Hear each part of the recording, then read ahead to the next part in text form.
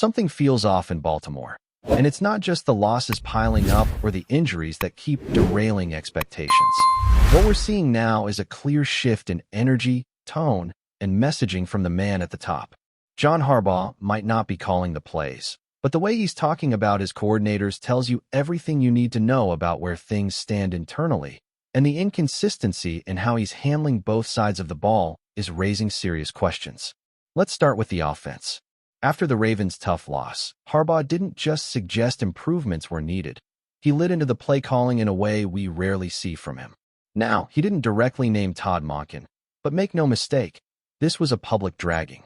When a head coach repeatedly references play calling and putting guys in better position, everyone knows exactly who that's about. Harbaugh essentially said it without having to say the name. And he kept going.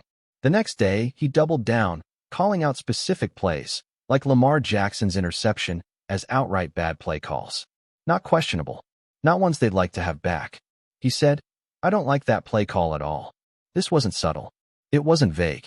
This was Harbaugh making it clear, in front of cameras and recorders, that he was not happy with what Monken was doing. And while Monken does deserve scrutiny, especially after abandoning a productive ground game led by Derrick Henry, what's odd is how all of the blame seems to be funneled in one direction. Because if Harbaugh's trying to talk accountability, then where's his own? He's the head coach. He's in those offensive meetings. He can veto play calls. He can redirect the approach. If he didn't like how the Ravens handled 3rd and short or how they responded to pressure looks from the Chiefs' defense, he had the power to say something in real time. That's the part that feels hollow. It's one thing to critique after the fact. It's another to act when it matters most. But maybe the biggest red flag isn't what he said about Monken. It's what he didn't say, or rather, how differently he handled the conversation about Zach or in the defense. Because let's be honest here, if we're comparing units, the offense has been functional this season. Maybe not elite, but putting up points, moving the ball, and at times looking explosive. The defense? It's been a mess. Statistically, one of the worst units in the league through the first 4 weeks. And yet, when Harbaugh was asked about the defense, the message couldn't have been more different. He said he felt better after watching the film. He praised the effort. He complimented the coaches. He even blamed field position for some of the issues. Suddenly, it's not about accountability. It's about context. It's about patience. It's about believing in your guys. What changed? This isn't just about football decisions anymore. It's about leadership, tone, and consistency. Because blasting Monken after one bad game, while defending or after 4 straight underwhelming performances, doesn't make sense. It creates a weird atmosphere. It sets up a double standard. And players notice that. Coaches notice that. Fans notice that. It sends the message that one side of the ball is held to a different standard, and it creates tension in a locker room already dealing with injuries, miscommunications, and mounting pressure. And we can talk about the numbers. Baltimore's defense ranks near the bottom in points allowed, yards allowed, red zone efficiency, 3rd down stops, 4th down stops, you name it. And this is not just about being banged up. Every team in the league is dealing with injuries right now. That's life in the NFL. But when the defense keeps giving up long drives, can't get off the field on money downs, and allows Patrick Mahomes to go nearly an entire game without punting, yeah, that's not a field position issue. That's not just bad luck. That's a problem. So why does Harbaugh cushion the criticism for that side of the ball? Why does he speak with hope and optimism about a unit that has looked lost more often than not? It's confusing, and it's becoming a pattern. One week, the head coach is calling out poor offensive execution. The next, he's defending a defense that ranks near the bottom in almost every major category. The inconsistency is the issue. If you're going to demand excellence, it has to be across the board. This Ravens team isn't short on talent. On paper, they should be one of the most balanced and dangerous rosters in the AFC. Lamar Jackson, when healthy, is still a top-tier quarterback. They have weapons. They have one of the best offensive lines in the league. And yet, when things go sideways, instead of unity, we're getting finger-pointing. Instead of collective accountability, we're seeing a weird game of blame deflection. And it starts at the top. And it's not just the media or fans noticing. Body language matters. Energy matters. Lamar looked frustrated. The offense looked disconnected. The sideline had the kind of vibe you don't want to see in week 4 of a long season. And while Harbaugh might be trying to spark something with his words, he might be doing more harm than good. The locker room sees when one coordinator gets thrown under the bus while the other gets a pep talk and a pat on the back. That stuff festers. Now, again, Monken isn't blameless. There were legitimate mistakes. The decision not to feed Derrick Henry, despite him averaging nearly 6 yards per carry, is inexcusable. You trade for a guy like that to close out games, control tempo, and beat up defenses, and then you ignore him when the game's on the line? That's baffling. But that doesn't mean the coordinator should be publicly ripped in back-to-back press conferences while the defensive side gets protected with a shield of context. Harbaugh says he's been here before, that the Ravens have faced adversity and know how to respond. But being in these situations year after year isn't something to take pride in. It's something to fix. This team has started hot in previous seasons only to fade down the stretch. Injuries are a part of the story, sure, but they can't be the only chapter. At some point, coaching, preparation, and leadership have to rise above the chaos. That starts with clear, consistent messaging. It starts with accountability, not just for coordinators, but for the head coach, too. And maybe it starts with acknowledging that calling out one coordinator in front of the world while shielding another isn't the move. Because right now, the vibes are bad. The team looks out of sync. The head coach sounds frustrated. And the pressure? It's mounting by the day. And here's where it gets even stranger. Because when John Harbaugh was asked about the defensive side of the ball, a unit that has statistically been among the worst in the entire NFL through 4 weeks, his tone was completely different. No frustration. No pointed words. No accountability demands. Instead, Harbaugh went out of his way to defend Zach, or praise the coaching, and even suggest that the film painted a better picture than what we all watched live. That's the exact opposite approach he took with Todd Monken and the offense. And it sends a mixed message that's hard to ignore. Let's look at the reality. Baltimore's defense has been a massive liability. They've struggled to stop the run, they've struggled to get pressure consistently, and they've looked completely overwhelmed in key moments. The numbers aren't just bad, they're bottom of the league bad. They're giving up more points than any team in football. They're one of the worst defenses in terms of yards allowed, both through the air and on the ground. They can't get off the field on third down. They can't close out red zone drives. These aren't minor breakdowns. These are signs of a unit that lacks discipline, structure, and adaptability, and that comes down to coaching. And yet, when Harbaugh was asked how much confidence he still has in Zach or to turn things around, he didn't hesitate. I have confidence in all our guys, including Zach, he said. He praised their effort, said he sees how hard they work, talked about being in meetings, knowing the scheme, and seeing how things are being taught. Then he pointed the finger elsewhere, toward field position, offensive mistakes, and even praised the Chiefs for making tight plays that just happened to go their way. That kind of messaging would make more sense if the defense had been playing well overall and just had one bad game. But that's not what's happening. This has been 4 straight weeks of subpar performance.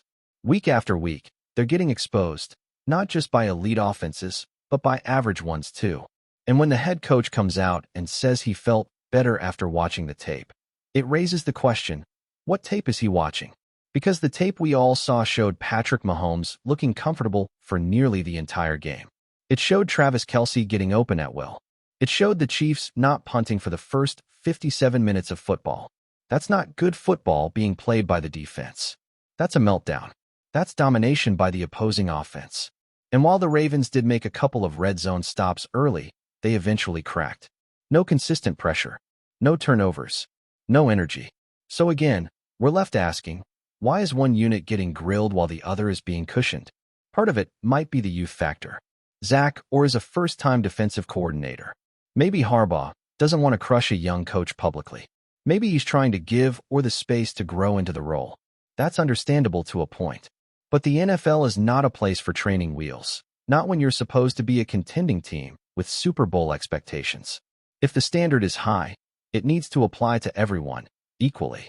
And if a coordinator is underperforming, no matter how long they've been in the building, they need to be held to the same level of scrutiny as everyone else. And make no mistake, the defense's failures are more alarming than anything we've seen from the offense.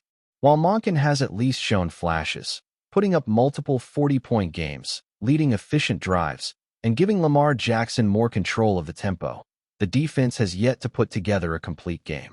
They've been a step slow, soft in coverage, and downright predictable. That's not just a player issue. That's coaching. That's game planning. That's failure to adjust. And that's where Zach or should be feeling heat. But it's not just about performance. It's also about perception. Because what this vibe shift reveals is a potential disconnect inside the organization. Players aren't dumb. They know when one side of the ball is being treated differently. And when they hear their head coach go out of his way to protect one coordinator while openly calling out another, it sends a signal, whether Harbaugh means to or not. It creates an imbalance in accountability. It plants seeds of division. And for a locker room already dealing with adversity, that can be poison. There's also the issue of communication. Harbaugh said something telling when asked about how they've handled difficult starts in the past. He basically admitted this is familiar territory. Injuries, poor starts, frustration. This is nothing new for Baltimore. But that's not something to be proud of. That's not a badge of honor. If anything, it highlights a deeper issue. Why does this team always seem to fall into these early season ruts? Why are they constantly trying to weather the storm instead of avoiding it altogether? And the idea that the Ravens know how to fight through adversity starts to feel hollow when the same patterns repeat every year. You have to ask yourself, if you're always in adversity, what's really changing? Maybe the most frustrating part for fans is watching the offense get labeled as the problem when, in reality, it's the defense that's collapsed under pressure. The offense was far from perfect against Kansas City, but Monken's group had shown enough over the previous few weeks to earn some trust. They were moving the ball. They were scoring. They had an identity. The defense, on the other hand, has looked lost. And yet, Harbaugh seems more focused on critiquing play calls than addressing the complete lack of execution on defense. And this all leads back to leadership. The Ravens have long been known as a stable, well-run organization, and a big part of that has been Harbaugh. But this moment is testing that legacy. Because when the pressure mounts and the season starts slipping, the tone you set in the media, in the locker room, and behind closed doors matters more than ever. Right now, the tone is all over the place. And if Harbaugh doesn't find a way to level that out, the team risks unraveling. Before we dive in, don't forget to hit that subscribe button and give this video a thumbs up. Your support keeps us bringing you the latest news on the Baltimore Ravens. And hey, drop your take in the comments below. We want to hear from the flock.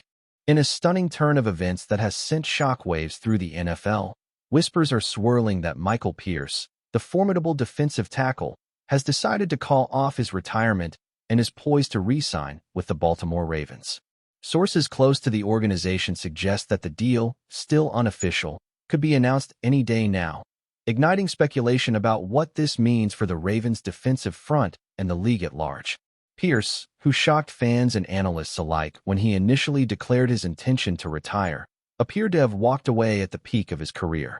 The 29-year-old had been a cornerstone of Baltimore's interior defense, consistently wreaking havoc in the trenches and proving himself as one of the most reliable anchors in the league.